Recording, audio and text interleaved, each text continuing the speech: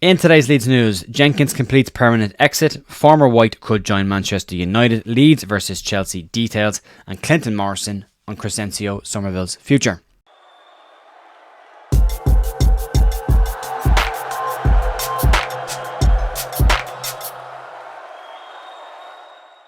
Morning folks, Jay here on Friday the 16th of February with your Leeds United news. Hope you had a great week so far. Hope everything is going well for you. You're all set up for the weekend. Big game tonight with Southampton versus West Brom. Fingers crossed Carlos Corberán does us a favour tonight to allow us to just pull a little bit clear of Southampton and give us a bit more of a free run at the automatic spots as well.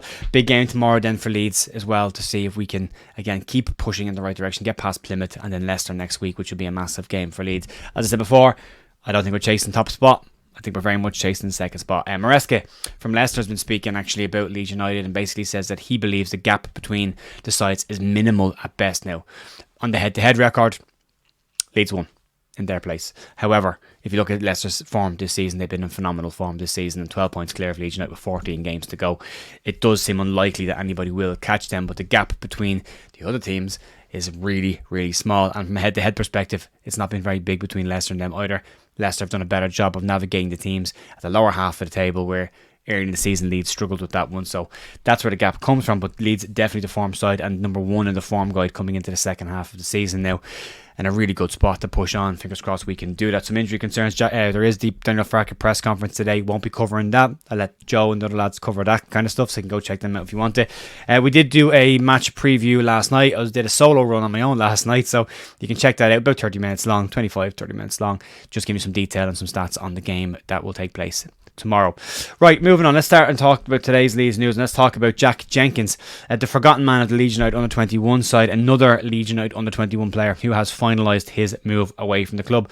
Jenkins ends a 15-year stint at Leeds United, the club that he joined as a 6-year-old, which is incredible to think that Jenkins had played 49 times for the Leeds United under-21, scoring 2 goals in the process, and he did make a senior appearance for Leeds United as well, if you can remember that very memorable bad day at the office in the FA Cup against Crawley Town when Leeds lost that game, 3-0 defeat to Crawley Town. Jenkins had some loan spells away from Leeds over the last couple of years. He's been at Scunthorpe, he's been at Salford, to mixed kind of fortunes as well. He did look a really tidy player at one point, but he's really struggled to kind of push through and make that great. There's a lot of players in that central midfield area as well, and Leeds have been consistently buying central midfielders as well, which makes it even more difficult for these players to break through.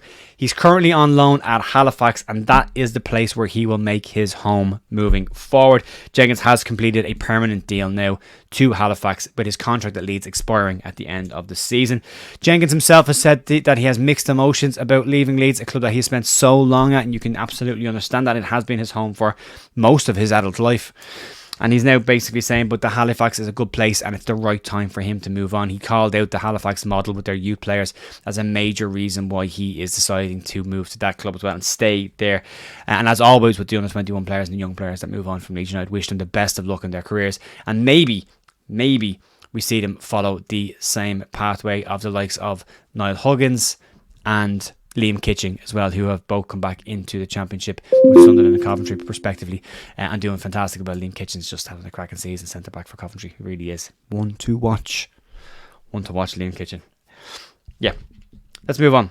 Slightly strange story. It's a quiet news day, and someone's going to say this isn't really Leeds news, but it's connected to Leeds news, and I keep telling people this is a Leeds United news channel of everything connected to Leeds United. So I understand though with this one it's a bit of a stretch, but I'm going to cover it because it's Friday, you know.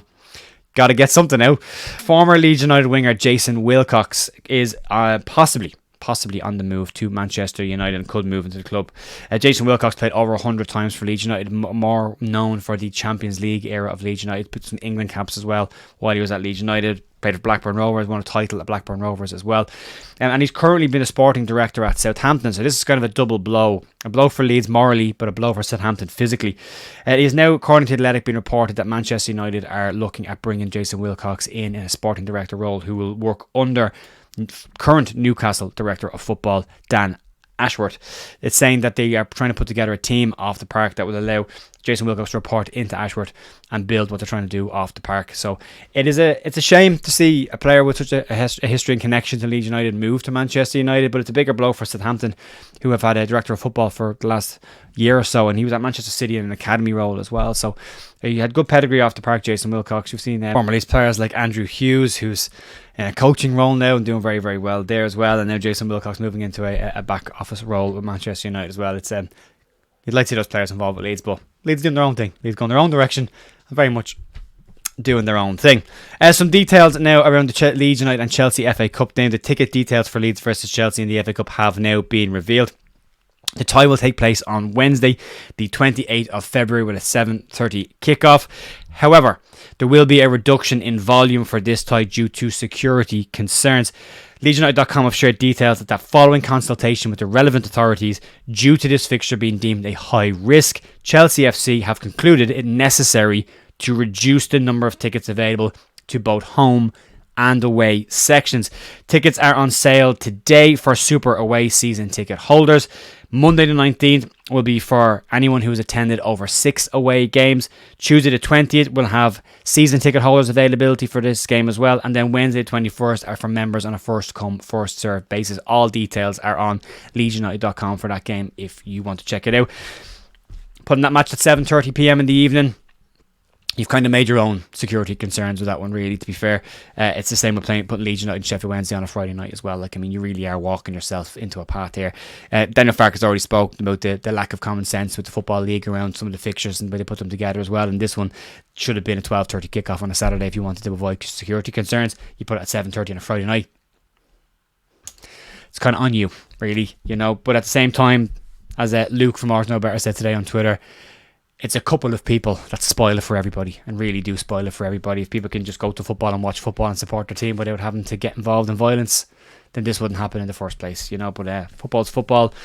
And as I said yesterday, sometimes with people, you give your head a wobble and wonder, what goes on in their heads. But that's the information for that game. You can go check that out if you want to.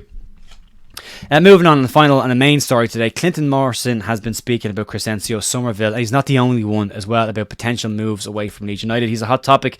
Chris Summerville has been in sensational form for Leeds United this season, especially over the last 6 to 8 months, where he has really, really come into his own, and we're really starting to see a player that Chris Summerville could turn into. Arne Slot from Feyenoord has publicly spoken about the desire to sign Chris Summerville. Daniel Farke has also spoken himself about he doesn't speak about players at other clubs and hopes other managers respect that. Arne Slot does not respect that, and he has spoken publicly about wanting him at Feyenoord. Other Feyenoord players have also been dropping social media comments in Chris Summerville's timeline as well, basically trying to force a move. But it looks, for all intents and purposes, from Feyenoord themselves, that they may be trying to unsettle the player and maybe give themselves a footing to bring in Summerville in the summer. They're not on their own. Fabrizio Romano has consistently mentioned Chris Summerville with a move away from the club. A man who I don't have a huge amount of respect for after seeing what he said about Roy Hodgson yesterday, putting out posts about Roy Hodgson being sacked at Crystal Palace while Roy Hodgson is ill in hospital. It's a classless move from a classless man. Not a Crystal Palace fan, but Roy Hodgson's a nice guy. He deserves a lot of respect for what he's done there as well. But now, it's not just Romano and it's not just Arne Slot and Feyenoord, but now the UK media have stepped in and said, hold my beer, let me have a go at this. And speaking on Sky Sports News during the week, former Ireland striker Clinton Morrison has had his say on this. Speaking during the week on Sky Sports, he basically said that he believes that a 22-year-old will be playing Premier League football next season, no matter what, as a result of his form this season. Morrison said the following: "This young man has been their best player, Summerville. He's the one who can go and play in the Premier League without a shadow of a doubt." There's a level of Captain Obvious in this as well, of going, he's having a great season, one of the top players in the Championship. Premier League clubs are going to be interested in him, have already been interested in him, and Leeds have batted a lot of that away. Tom Kearney has also had some comments on this as well, and he basically believes that Leeds will struggle to keep hold of Chris Summerville come the summer. He told Sky Sports on Wednesday that Summerville's performance against Swansea was majestic, and he basically said that Sammy Smodux and Chris Summerville have been two standout players in the Championship for him, and he believes that both sides, Blackburn and Leeds, will find it very difficult to keep hold of those players coming into the end of the season. It's an interesting one. Chris Summerville has doubled down on his desire to stay at Leeds, at least for this season, and has been an incredible player for Leeds this year. He hasn't pushed for moves away from the club, but as we've said before, a lot of the players that we're all really enjoying watching right now for Leeds, a lot of that will depend on what happens between now and the end of the season. If Leeds get promoted to the Premier League, a lot of this noise goes away. If Leeds don't, then you're looking at Nanto, Summerville, Rutter, Joe Rodon, Ethan Ampadu, Ilya Gruev. All of a sudden teams will start having an interest in that.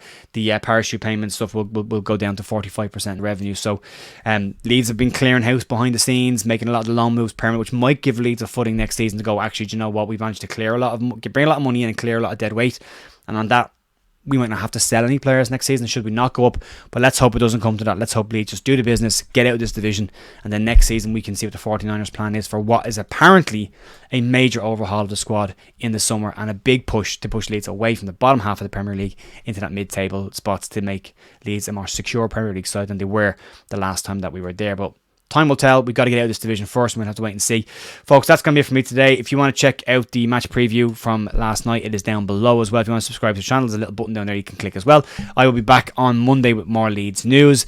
Fingers crossed for 3 points on Saturday, and fingers crossed that Carlos Corberán does a job tonight on Southampton. We can hope. Have a cracking weekend. Mind yourselves, and I'll see you on Monday for more Leeds news. Have a great weekend. Bye.